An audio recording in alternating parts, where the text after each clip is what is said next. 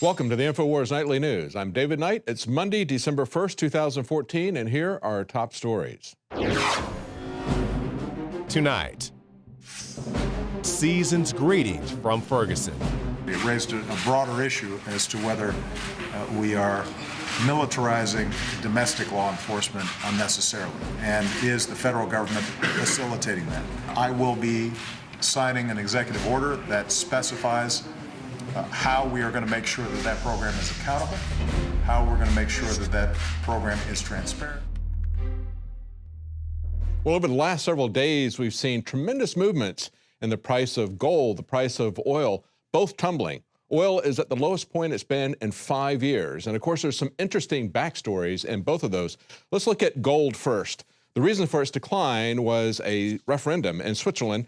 They were going to protect the currency by having it backed by at least a 20% gold standard. They were going to repatriate gold into the country, but that was voted down. 78% of the people in Switzerland voted against that conservative approach. Now, if it was an honest election, here's how they might have manipulated public opinion. We saw a lot of this from the mainstream press, from economists. For example, this is the chief economist at Citibank. The commodity, that is gold, is in a 6,000-year bubble. He said, no central bank should hold any gold reserves in our view.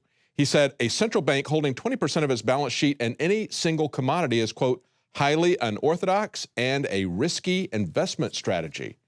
Very, very different from what we heard from Alan Greenspan just recently when he went before the CFR. And we covered this back with an interview with Ted Anderson just a couple of weeks ago as we were talking about what was happening with gold. Gold at the time was going up because most people thought Switzerland would do the rational thing and back their currency with gold. But that didn't happen, mainly because of lies like this. But here's what Alan Greenspan, former chair of the Federal Reserve, said about gold. He said, gold is currency.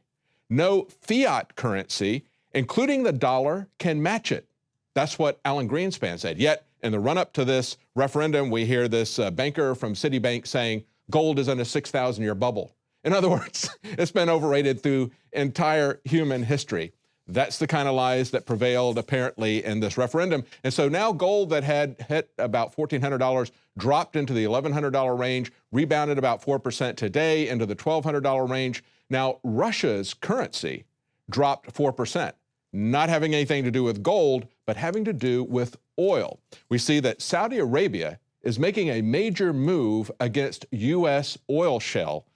They're trying to basically price oil so low that they put American producers out of business. But of course, another objective of this is to make a move against Russia. That is also in the interest of the globalists and in the interest of a regime like Saudi Arabia that's essentially a monarchy highly connected to the U.S. CIA. They would dearly love to move against Russia. We see that Russia and China and India and Brazil are all directly trying to go around the petrodollar, directly changing and exchanging their money for commodities. This is a direct strike against them, as we see happening in the Ukraine, but it's primarily against U.S. oil shale. That's the main obvious game. As the Telegraph points out, the U.S. had a trade deficit of $354 billion in oil and gas as recently as just 3 years ago. Now it looks like, because of the changes in shale oil and natural gas, it looks like we could become a net exporter of crude oil and petroleum products combined by 2019, if not 2018. So Saudi Arabia is making a move to shut down our domestic production of oil and gas, to shut down our energy independence. That's what our ally is doing. Now, they're pointing out that that may be a gamble that they may not win. Right now, it's headed, they say, down to about $40 per barrel. But they're saying in North Dakota's vast Bakken field, a company that works there said that they can handle $42 per barrel. They may even be able to go down to $28 per barrel in that location. That may not be a gambit that pays off for Saudi Arabia. And of course, it's going to have tremendous political gamble for them because they may not be able to drive U.S. shale oil producers out of business, but it also carries a political risk for them. As the article points out here, it will heighten geostrategic turmoil across the Middle East. But of course, it's all part of trying to kill our energy independence, to try to bring down the United States. And of course, That's one of our closest allies in the Middle East, Saudi Arabia, an ally of the CIA, not of the American people. But of course, the government is also targeting our lives, not just our economy. Look at this story up on NoWorldOrder.com today. Vaccines will be made from human cancer tumors. That's right. They went back and looked at hearings from the FDA, and what they're saying is the method of producing vaccines using cells derived directly from human cancer tumors has been approved, even though the vaccines may induce cancer in recipients. This method is cheaper and faster than breeding animals for the culture media, and human cancer tumors are readily available because of other things that they're putting in our food supply, because of other additives that they put into our vaccines. Look at what they said in these hearings. You've got one doctor saying the vaccines may cause cancer tumors in recipients. He says, we have really identified 3 major factors that could potentially convey risk from tumor-derived cells. These include the cells themselves. Another doctor says they will cause tumors. He says, what I think is qualitatively different about the tumor cell lines is the fact that they can cause tumors. And then finally, this will take decades. As a third doctor points out, certainly if you're going to address the question about tumor risk of vaccines and tumor cell lines, it's going to have to be a decades question. In other words, you're going to have to look at this over a long period of time. This isn't something that's going to be solved with a very short study. They know what this is going to do. Listen, if you've got cancer tumors loose in your body, that's essentially metastatic cancer waiting to happen. I mean, it's on the move. It's going to present itself as tumors in other parts of your bodies. Amazing that they would directly inject cancer tumors into the human body because it simply delivers their drug more cheaply and more effectively. Well, stay with us. Right after the break, we have an after-action report with our reporters who were on the scene in Ferguson, Jakari Jackson and Joe Biggs. Stay with us. We'll be right back. For all of recorded history, civilizations around the world praised the health benefits of silver. At InfoWars Life, our mission is to bring you the highest quality, purest, cleanest, effective colloidal silver on the market today for the lowest price available. You don't have to be a doctor to know. The fall and winter months are the most dangerous time of year in North America when it comes to you and your family's health. InfoWarsLife.com is very excited to announce our biggest run yet of Silver Bullet colloidal silver, exclusively available at InfoWarsLife.com. Now, InfoWarsLife.com has taken colloidal silver to the next level using a cutting-edge technique that is free of toxic artificial additives. Now more than ever, it's important to stock up on high-quality Silver Bullet from InfoWarsLife.com and to help others during Christmas by teaching them about the powerful benefits of silver. Secure your Silver Bullet today at InfoWarsLife.com or by calling toll-free 888-253-3139. The average person's life is filled with unexpected challenges. Unlock the energy it takes to defeat these daily beasts with Super Male or Super Female Vitality, specifically designed to assist the body in regulating proper hormone balance to create superior vitality in males and females. Supercharge and conquer your world at InfoWarsLife.com or call 1-888-253-3139. Introducing the first proprietary oxygen-based intestinal cleanser, OxyPowder, backed by FDA-approved phase 1, 2, and 3 clinical trials. All the toxins from the air, the food, the water, ultimately ends up in the gut or affects the gut. Take your health into your own hands and start cleansing your body today with OxyPowder. Secure your OxyPowder today at InfoWarsLife.com. That's InfoWarsLife.com.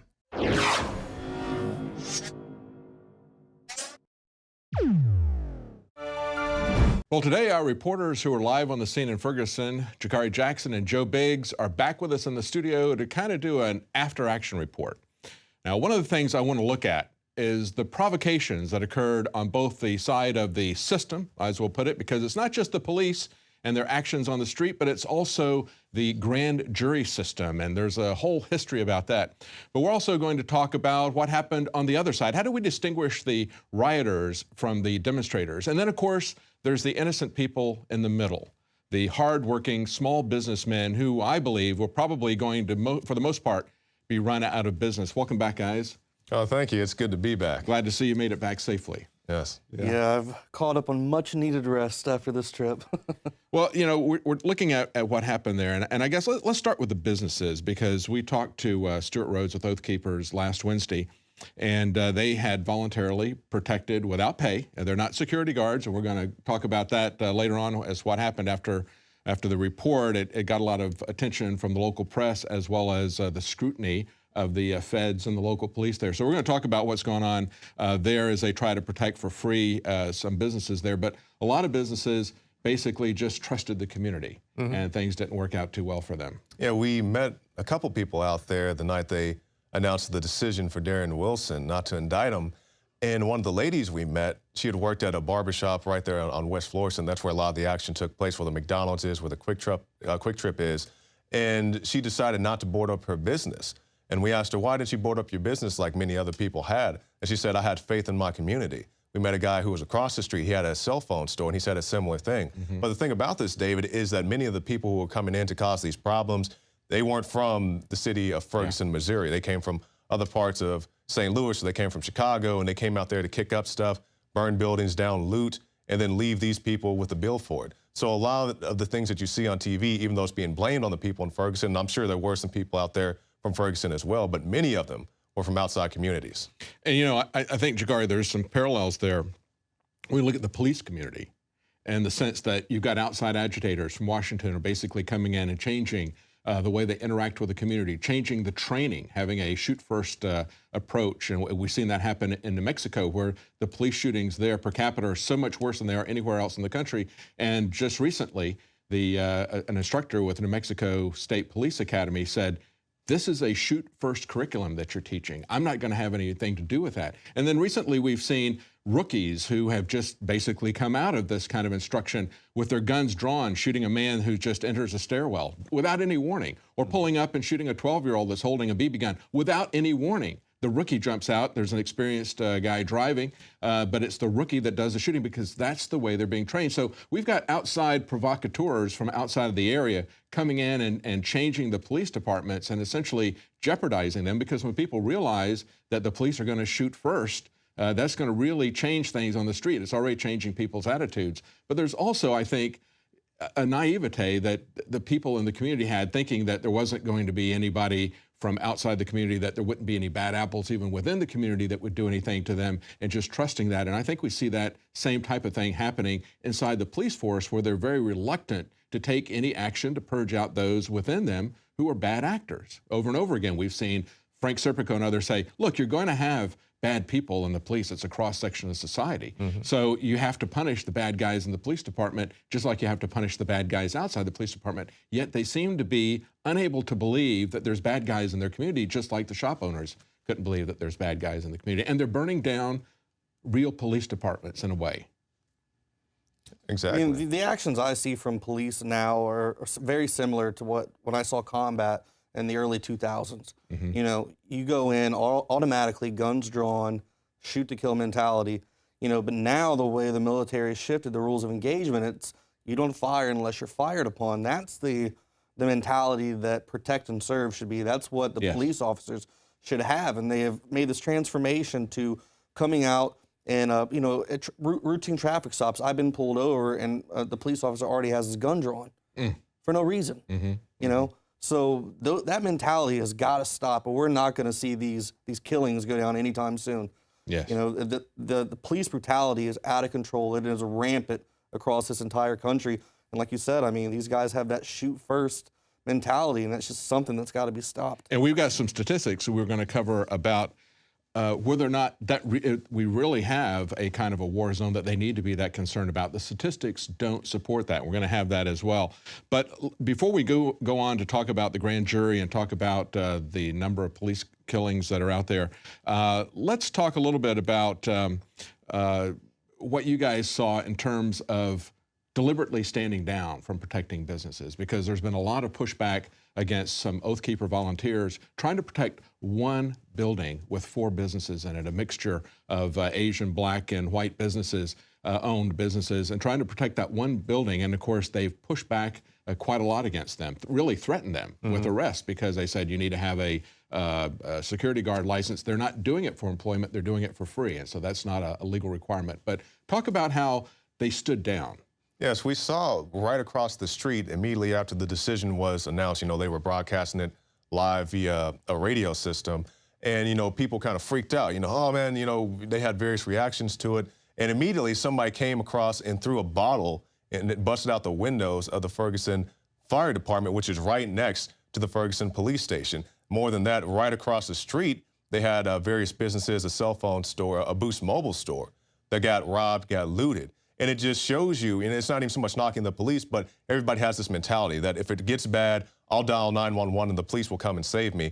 A building right across the street from the police department Not even got 100 robbed. yards. Yeah. Yeah. And of course, they could have done things preemptively. They were talking about how they had thousands of National Guard that were going to be there, and yet they pulled them back and didn't use them. See, and that's what I didn't understand about Monday night. All right, we know the verdict's coming out.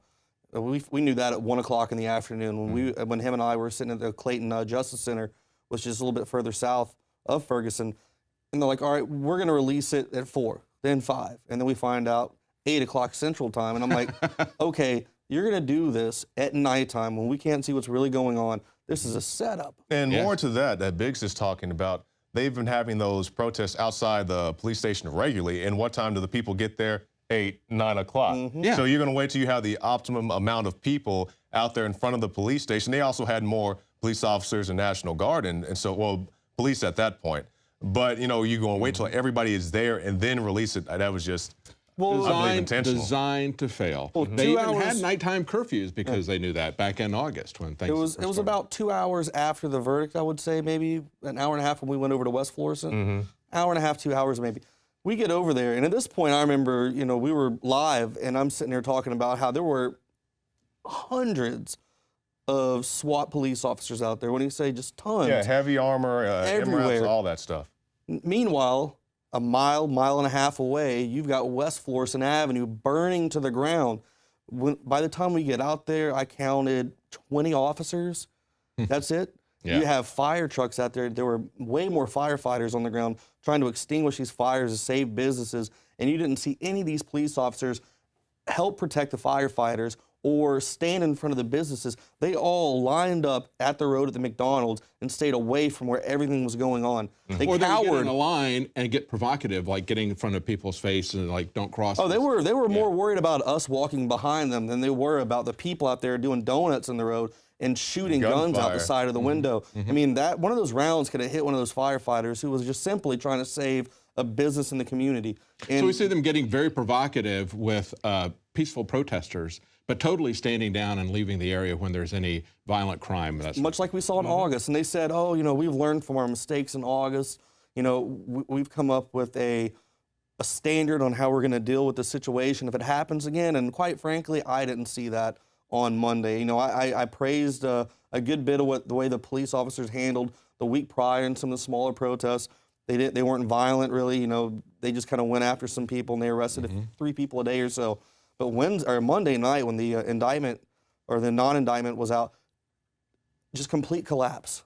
Yeah, It seemed like they didn't have any. Yeah, I mean, here we are. There's 2,200 National Guard in the area. Right up the road. And they're right up the road. You know what they're guarding? Don Lemon, Fox News, CNN, all those guys. They're driving their little Humvees got each around. other's The back. media area that's last time was the martial law command base. It's right up the street. We walked there in real time. It took us, 3 minutes to get there from the McDonald's? Well, let's talk about how we talked about how the timing of it was provocative, but even the fact that they didn't return an indictment, I believe, was provocative because they could have had a trial where people could have examined the evidence in public instead of having this secret trial. So people could have gradually digested what happened if they, in fact, had evidence that would clear the officer. That could have been done gradually, could have been done openly. Instead, what we got was a grand jury system, which is always done secretly and in private. They typically don't release any information about the grand jury's proceedings. They typically always intern an indictment. We've had in 2010, the most recent year that the government has released statistics, we had 162,000 grand juries convene. Mm-hmm. All of them, except 11, returned an indictment. essentially it's to say that we're going to look further at this. And if you've got a prosecutor, and the reason that happens is because in a grand jury, it is not a trial. I don't want to hear people saying we had a trial. We did not have a trial. In a trial, you have an adversarial relationship, you have a jury, you have a judge, you have transparency. We didn't have any of those things. We had a prosecutor who didn't want to prosecute. He was essentially the defense attorney. You would not have a defendant, if you're a legitimate lawyer, you would not have your defendant go before a jury and a prosecutor with no judge and the defending attorney not present for 4 hours to testify unless you knew going in that it was going to be, he was going to get softball questions or he was going to be let off. And now that we see these, they say, okay, we're going to make it transparent, which they typically don't do. I've called to check on indictments about people before, and if I can get through and talk to the district attorney, they will not tell me anything about the grand jury. They'll say, that's secret. It's not sealed and, can't release that and everything. But he's releasing the documents, but he released thousands of pages all at once. And so now you've got crowdsource operations going through, looking at what was discovered and what was not discovered, because it wasn't a prosecution, it was actually a vindication of Darren Wilson and a vindication of this prosecutor for not moving forward and having a trial. That's why he called the grand jury. He didn't need to have a grand jury. He could have indicted him himself, and he could still have indicted him. It was a way to clear himself, but it was also extremely provocative. Oh, yeah, and, people were very skeptical about this even before it was announced, and people always ask the question, well, I wasn't there. I don't know what to say, But the thing about that is I've dealt with a lot of police officers. I know you have as well, David, dealing with PIOs, trying to get the most basic of information. And I used to work at a jail. I read a lot of police reports, and I also talked to a lot of inmates, and then you have the person who says, I'm completely innocent, and you have the officer who says, this person is completely guilty. And the truth is usually someplace in the middle. Yeah. Maybe he's not as innocent as he wants you to believe, but he's also not, the devil himself like the officer is trying to portray him to be. So, we have to make these mediums. And yes, a lot of the people who had the original testimony about what happened to Mike in the street that day, they changed their stories, and there's a lot of things that you don't know exactly what to believe, but I think that can be possible for the police side as well. Yes. I don't think one side has. But there wasn't any challenging. Yeah, you don't really have any real opposition towards that story. The way I saw the police handle stuff in August, when we went that first week, Jakari and Josh and I were there, I knew that he would not be indicted. Just the way they handled stuff, the way they covered up a lot of things, I had that feeling. I said it a few times, like, he will not be indicted. And I think most people who lived in that area felt the same way as well. The way they handled this, definitely not a speedy trial or, speedy. It wasn't taken care of fast in any way. It seemed like it was drawn out long on purpose, releasing the information at 8 o'clock at night. This all seemed like a giant setup from the get-go. Well, again, remember, 2010, 162,000 federal cases, only 11 people were not indicted by a grand jury. But when you look at it from the perspective of the police, they said there's a recent Houston Chronicle investigation found that police have been nearly immune from criminal charges and shootings. In Harris County, grand juries haven't indicted a Houston police officer since 2004. In Dallas, grand juries have reviewed 81 shootings between 2008 and 2012 and returned only 1 indictment out of 81 of the shootings. So it's basically the other way around. So you got a 99.99% chance of getting indicted if you're not a policeman, but you've got like a 99% chance of getting off if you are a police officer. And talking about these actions of the police officers, there's this image right behind us. I still want to know who this guy is. I want to know why this guy hasn't been in trouble, why he's aiming a gun at people inside of a crowd. Peaceful. I think this was the day they fired the tear gas, if I'm not mistaken. That was the day they all rolled up down the street together. Right after the police chief said there's no curfew, then they come out with the MRAPs, heavy armor, aiming guns at people in the crowd. Go home, you're going to be arrested. That sounds like a curfew to me. But these guys haven't faced any disciplinary action that I know of. Exactly. So if you're in the crowd, and I was speaking to an officer, this was off camera back in August, and then he said, well, we have to come out there and crack down because you have guys out here throwing bottles at the officers. I said, if you had 2 guys throw bottles at a county fair, you wouldn't tear gas the entire fair and start shooting people with rubber bullets. Well, and of course they haven't done that when they have sports riots, which are just as bad in terms of buildings being torched, cars being flipped over, you have that type of thing because people are happy or they're upset about a sporting event. They don't come down with an iron fist. What happens when you corner something? Anything. You have that urge to fight back. They cornered those people in that area, they were blocked off on both sides of the road. You had nowhere to go. And then you have these guys jumping out of the top with sniper rifles pointed at people.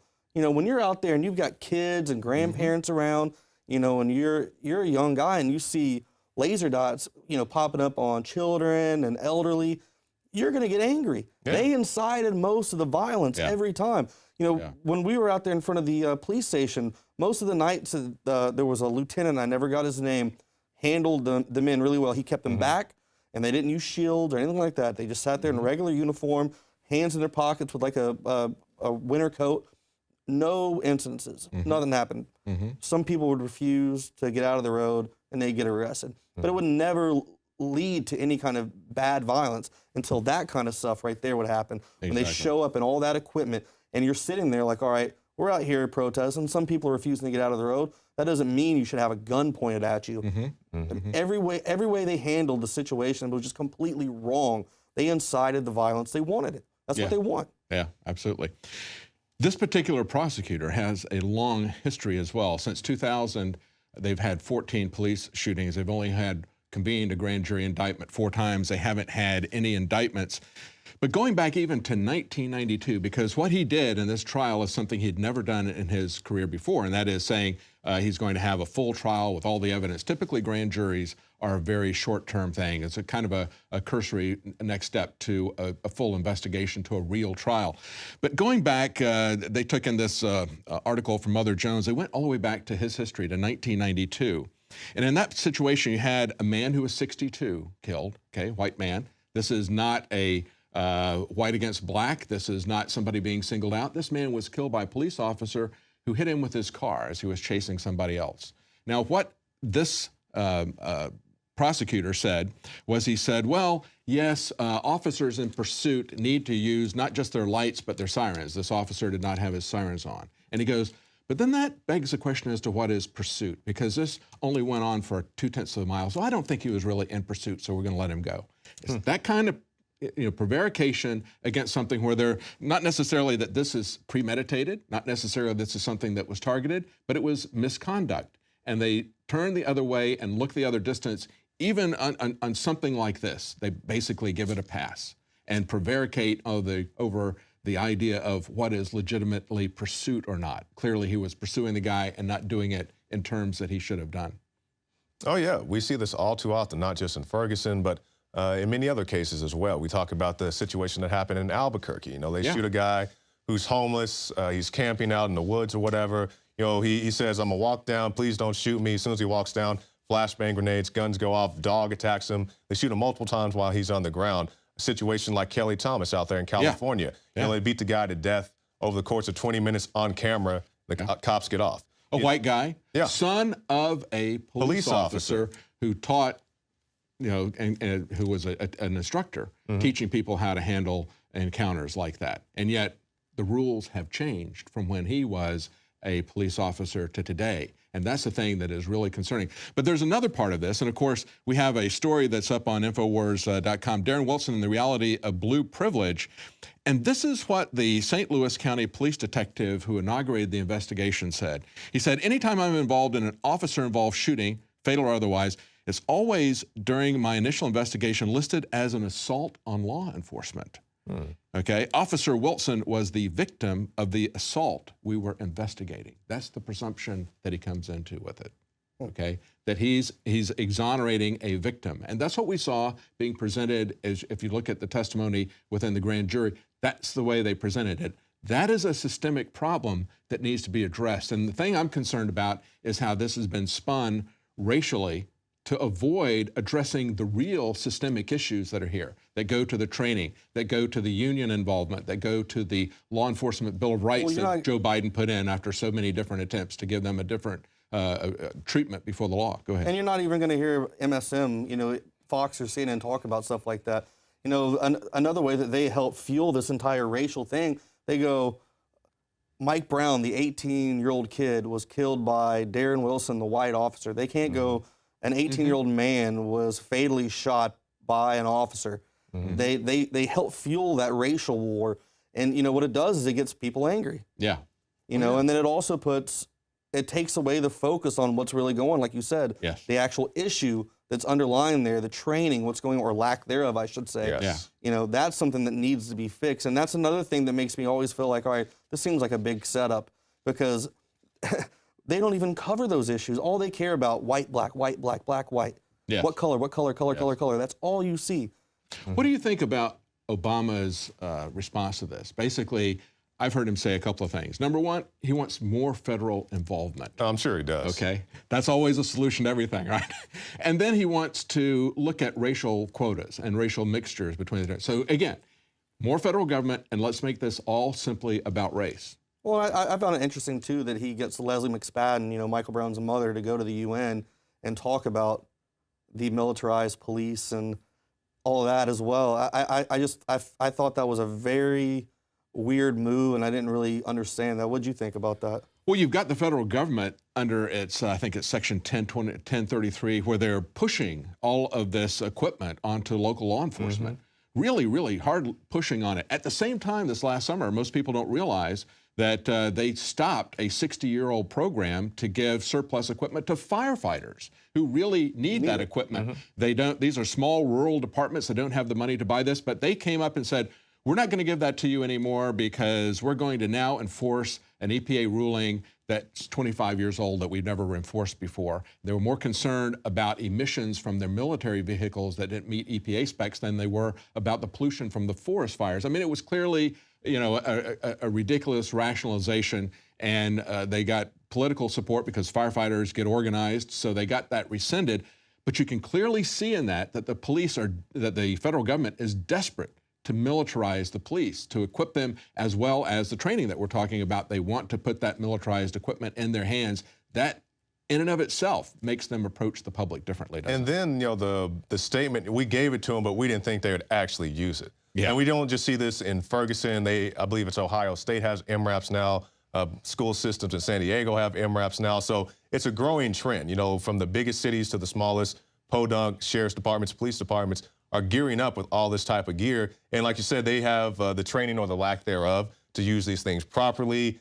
Do they need them at all in some cases? You know, the initial days kind of in Ferguson, you know, I understand you had the riots and the looting and the burning buildings. They burned down the Quick Trip and all that. But it wasn't deployed for that. It was deployed for the peaceful demonstrators who were out there in the street that the police had blocked off. Because you see so much in the MSM, the rioters or the mob or whatever they want to call them, have the streets blocked off. Back in August, the police had those streets blocked off from both ends, and the people just got in the middle. So they said, well, the street's blocked off. We might as well just get out here and do what we want to do. So, you know, it's the training, it's the shoot first tactics, it's the brutalizing tactics, the intimidation tactics. This is what's fueling a lot of the animosity towards the police. Now, we're almost out of time, but before we leave, two things I want to look at. And number one, we see over and over again, just as we saw the fellow who was shot in between the riots in August and what just happened, we saw the fellow shot in Walmart because he had a BB gun. Some guy called it in to 911. They failed to return an indictment there. We see this happening over and over again. We usually don't get to see what happens. We say, how could they possibly do something like that? Well, here's some glimpse as to how they can possibly do something like that. As people have gone through this document dump that was designed to deliberately bury any relevant information in a mountain of useless stuff, some people have already uncovered some of these things. Let me just read a few of these to you real quickly. Wilson washed away any evidence of blood. The first officer to interview Wilson failed to take any notes. He said, well, I didn't take notes because at that point in time, I had multiple things going on in my head. Besides what Darren was telling me. He didn't take any notes. He didn't record it with his recording machine. The investigators failed to measure the distance between Brown and Wilson. And I've heard Fox commentators saying, well, he was only 10 feet away. You know how quickly somebody that's 6'4" can close a 10-foot distance? No, they were also saying that it was 150 feet away. So what was it? Was it 10 feet? Was it 150 feet? They didn't think it was very important. He says, somebody shot somebody. This is what they came out in the grand jury. The guy says, somebody shot somebody. There was no question as to any distance or anything of that nature the time I was there. Not relevant. It is relevant, okay? Investigators did not test Wilson's gun for fingerprints. He said there was a struggle going on, right? And that he lost control of the gun. He didn't have the gun. Well, Brown's fingerprint should have been all over the gun. All they over didn't it. test it. He wiped it clean, okay? And Wilson did not immediately turn his weapon over to investigators after killing Brown, and on and on. An initial interview with investigators was delayed while he traveled to the hospital. He told he testified that he didn't really feel like he needed to be in the hospital because his wounds weren't significant. And when you look at the pictures, no, they weren't. So you see this type of thing happening over and over again, and we see from the Law Enforcement Bill of Rights that is exactly the type of thing that happens over and over again.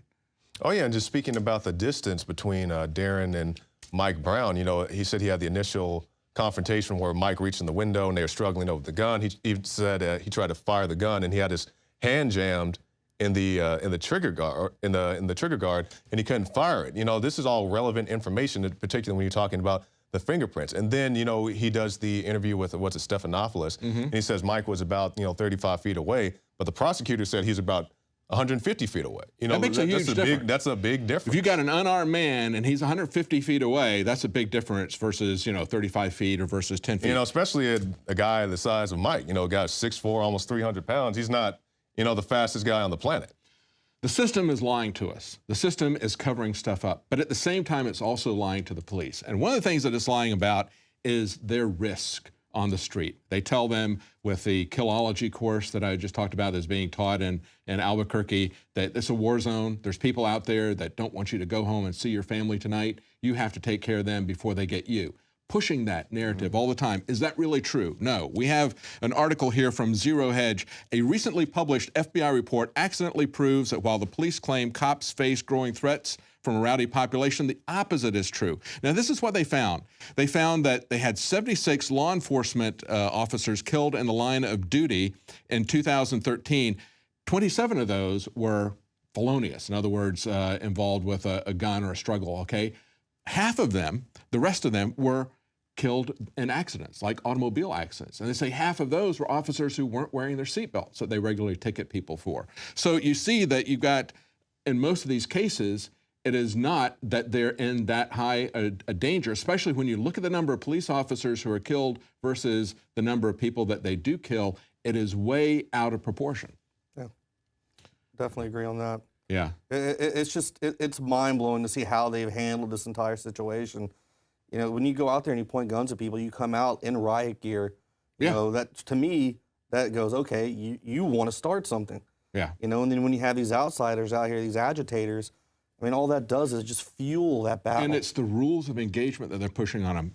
To sum things up, he's got two summaries here. He says, first thing we learned from looking at these statistics is that police are schizophrenic in their belief that they're in danger, okay? The statistics do not bear it out, but that's what they're being told in their training. That's what they're being told by their supervising officers. He says, second, we see that militarization is working for the police. He says the number of people that the police kill every year, tenuously reported, claims around 400. This is already almost 15 times more than police who are intentionally killed. However, the 400 figure is a result of 17,000 local police agencies being allowed to self-report. So they don't even collect the statistics for most of these people. That's exactly what Serpico has said. Oh, yeah. And you're talking about the training these guys get. We can wrap it up, going towards the no hesitation targets that Paul did the articles about. Whether it's, some old guy with a shotgun, a little boy with a little pistol, it's speaking about the young man with the BB gun. It's this kind of training that anybody's a potential threat. Okay, maybe somebody does have a gun or something that looks like a gun. Let's get out. Let's see if we can defuse the situation, even if you have to draw on them for your own personal safety. Do you have to shoot a child after immediately hopping out of a car? Speaking of the 12-year-old. So, yeah, that's the way we would wrap this up is to tell police officers that for your own good, for the sake of the community, for the sake of the country, you need to understand that you're being fed a line that really isn't true about the danger that you're facing out there. We understand that you're operating in a dangerous environment, but at the same time, we see police officers in Alaska, rural Alaska, where they're not armed, in a report saying that their most effective tool is their mouth, being smart about how they engage people, not being provocative. Understand that you're being manipulated by the federal government, the same people that are now saying that because of what happened in Ferguson, as they deliberately, with their policies, with the judicial system that they failed to justify what they were doing, those same people, as they build up tensions, are now saying that we need to focus more on race and we need to have more federal involvement. That is not the answer. Well, that's it for tonight. Thanks for joining us. If you're watching this on YouTube, please remember to subscribe to our channel. And if you're not a subscriber to Prison Planet TV, it's a way that you can support our operation, a way that you can send reporters like Jakari and Joe on these trips to get firsthand information, to see firsthand what the mainstream media is not telling you. Right now, we have a holiday special on InfoWars, so check that out. We'll be back tomorrow at 7 Central, 8 p.m. Eastern.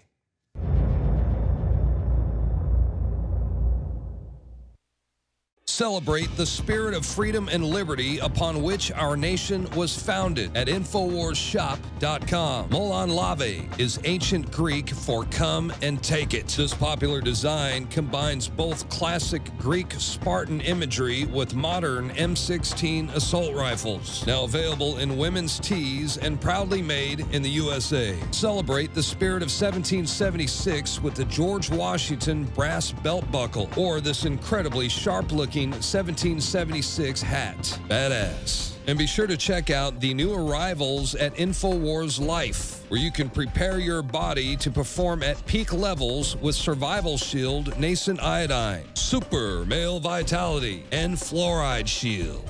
And wake up, America. Immune Support Blend is the healthy choice for the gourmet coffee lover. So get incredibly high-quality, freedom-based products and help fund the revolution at InfoWarsShop.com.